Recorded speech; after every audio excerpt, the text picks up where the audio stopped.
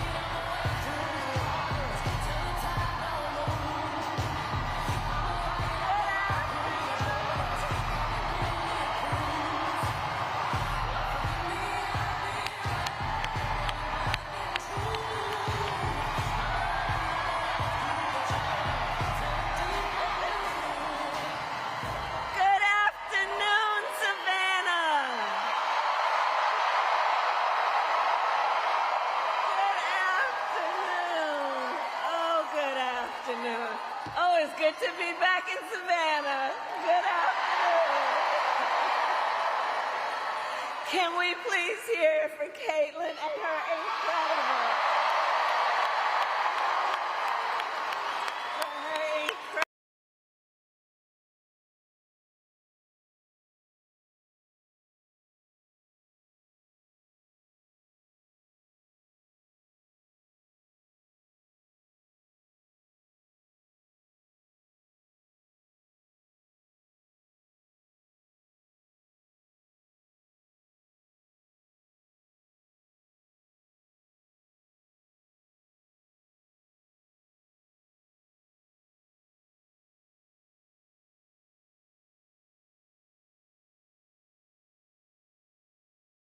good afternoon. Good afternoon.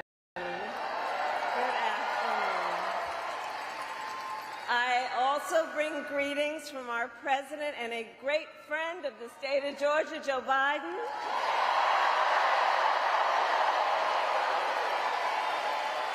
And let us also send our love to the great president from the state of Georgia, Jimmy Carter.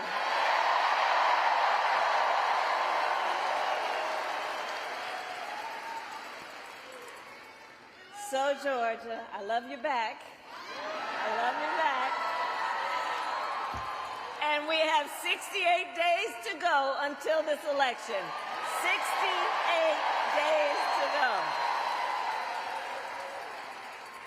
And I think you all have spent your time here, sacrificing all your other obligations to be here together, us as one community, knowing we all have so much more in common than what separates us, and I thank you for taking that time.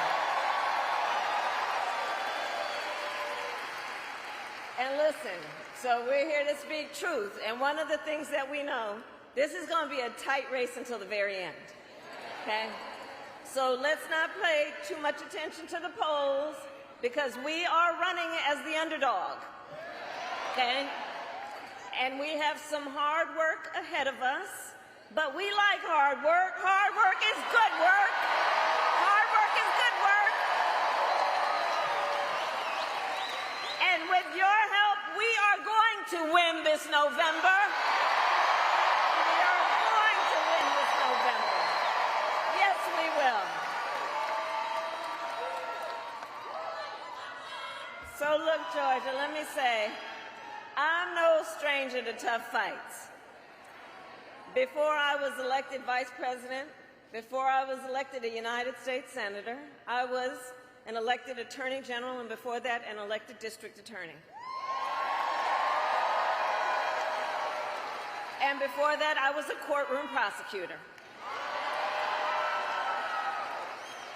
So every day in the courtroom, I stood proudly before a judge and I spoke 5 words. Kamala Harris for the people.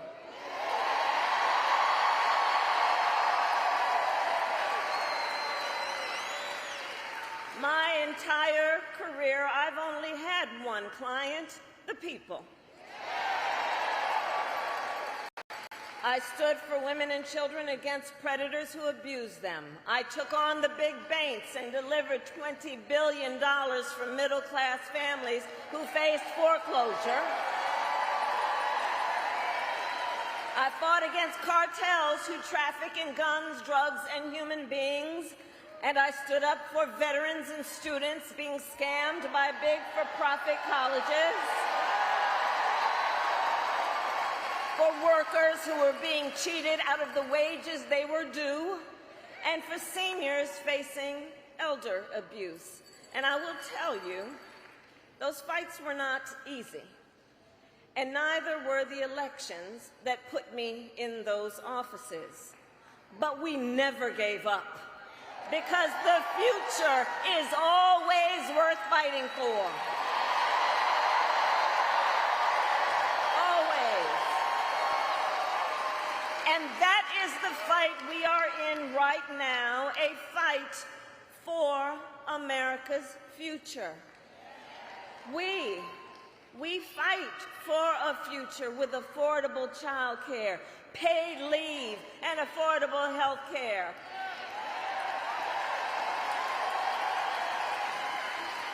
And on that last subject, let's finally expand Medicaid in Georgia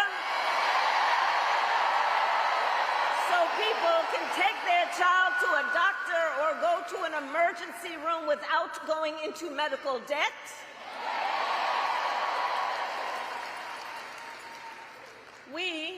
We fight for a future where we build what I call an opportunity economy, so that every American has the opportunity to own a home, to start a business, and to build wealth and intergenerational wealth.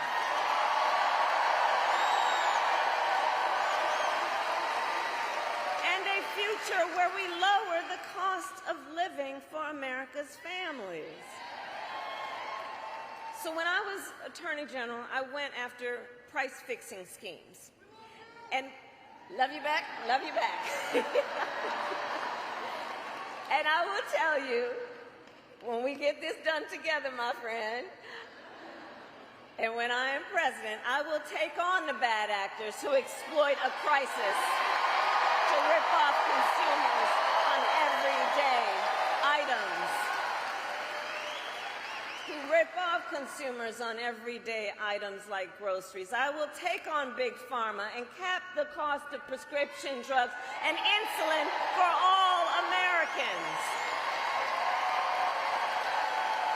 I will take on the high cost of housing and work with developers to cut the red tape and build millions of new homes. And I will give 100 million Americans a tax cut, including $6,000 to families during the first year of their child's life, understanding folks just need a little help from time to time, and it's not about just getting by, it's about getting ahead. $6,000 in the first year of a child's life to help pay for that car seat or the crib or the baby clothes.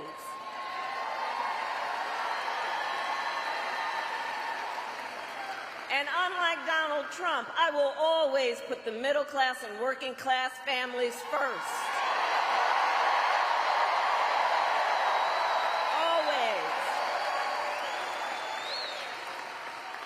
I come from the middle class. I know what I'm talking about.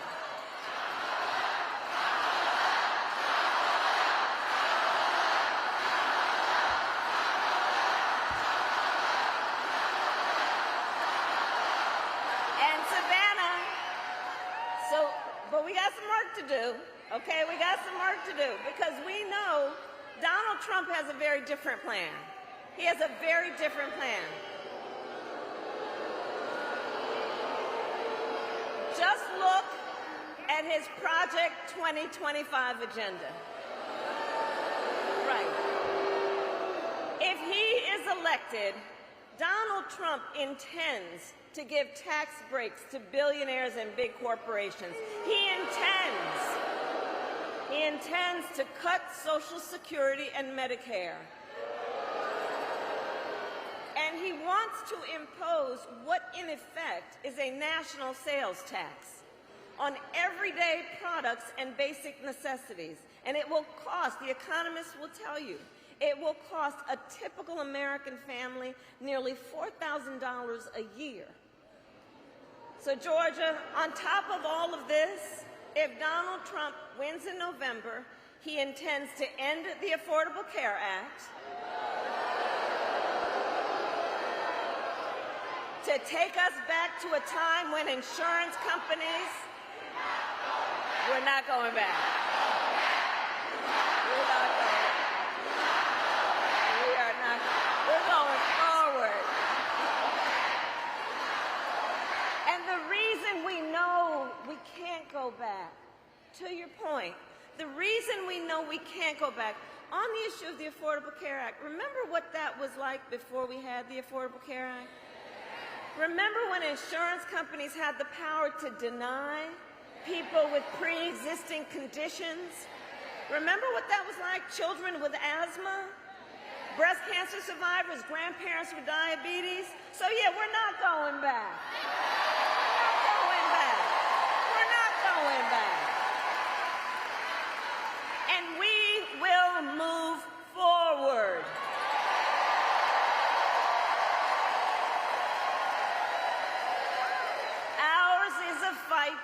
For the future. And it is a fight for freedom. Like the freedom of a woman to make decisions about her own body and not have her government tell her what to do.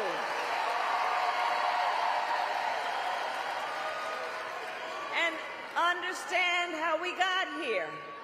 When he was president, Donald Trump handpicked 3 members of the United States Supreme Court with the intention that they would undo the protections of Roe v. Wade, and they did just as he intended. And now more than 20 states have a Trump abortion.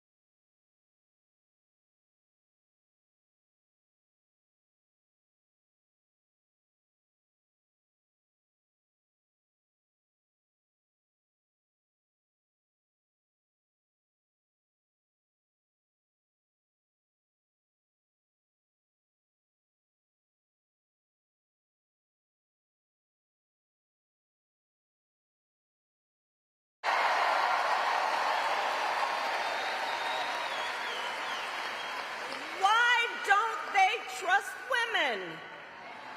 Well, we trust women.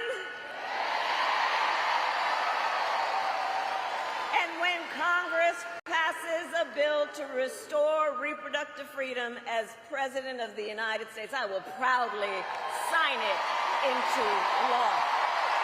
Proudly.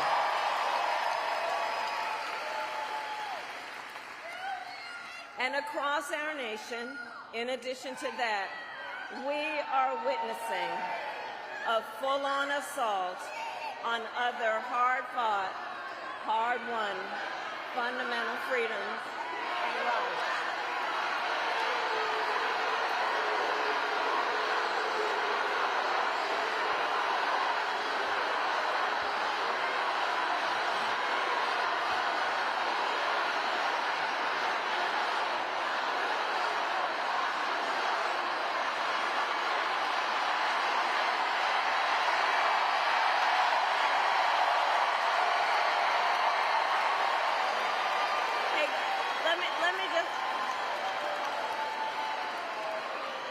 me just say something. Hold up for a second. Hold up for a second. Let me just say something. Let me just say something. We are fighting for a democracy. Everyone has a right and should have their voices heard. I am speaking now, but on the subject, I will say this. The President and I are working around the clock. We've got to get a hostage deal done and get a ceasefire done now.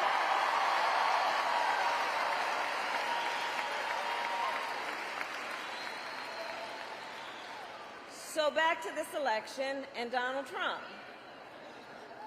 So in addition to the fight on the fundamental freedom to make decisions about one's own body, I have been traveling our country, and the people of Georgia know what I know.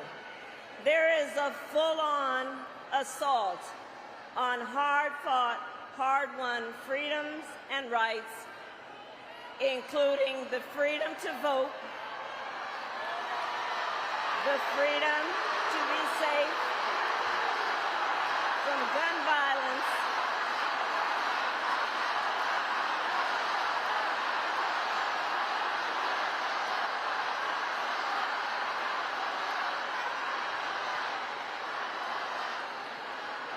and an attack on the freedom to love who you love openly and with pride.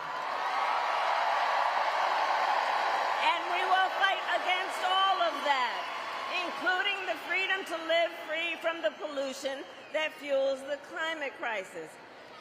Here's the thing. Generations of Americans before us led the fight for freedom. Now, Savannah, the baton is in our hands.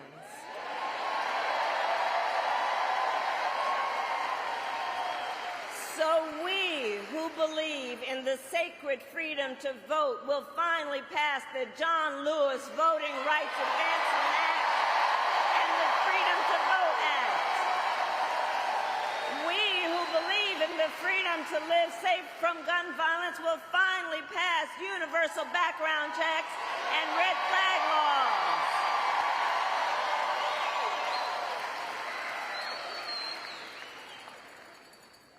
So much is on the line in this election. So much is on the line. And understand, this is not 2016 or 2020. Things are different. A lot is the same when we think about the issues, and then there is significant differences. The stakes in 2024 are even higher, because consider that the United States Supreme Court recently just basically told the former president that going forward he will be effectively immune no matter what he does in the White House. Now just imagine, well, the courts are going to take care of that. We're going to get them out of, we're going to elect ourselves and everybody here in November.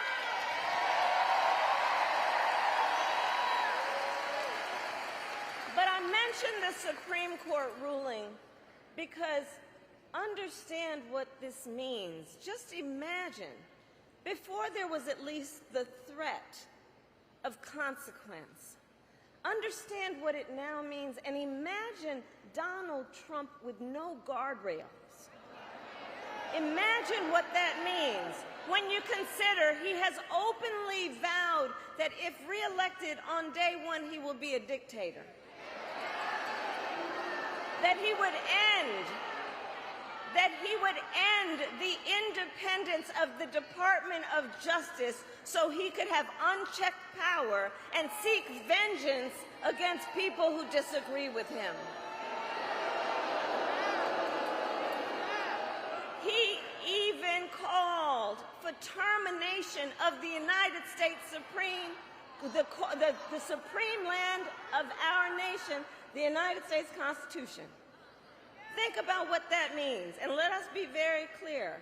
Someone who suggests we should terminate the Constitution of the United States should never again stand behind the seal of the President of the United States of America.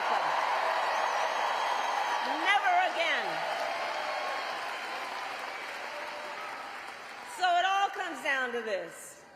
We are all here together, spending this time together because we love our country. We love our country. We love our country. And we know the privilege and pride, that comes with being American. And I do believe it is the highest form of patriotism to fight for the ideals of our country.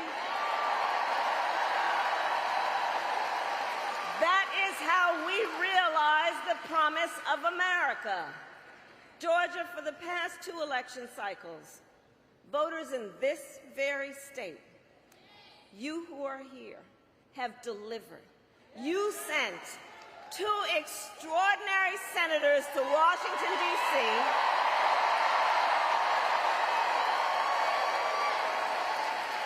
You sent President Biden and me to the White House. You showed up. You knocked on doors. You registered folks to vote. And you made it happen. You did that. You did that. And so now we are asking you to do it again. Let's do it again. Let's do it again. So, Savannah, are you ready to make your voices heard? Do we believe in freedom? Do we believe in opportunity? Do we believe in the promise of America?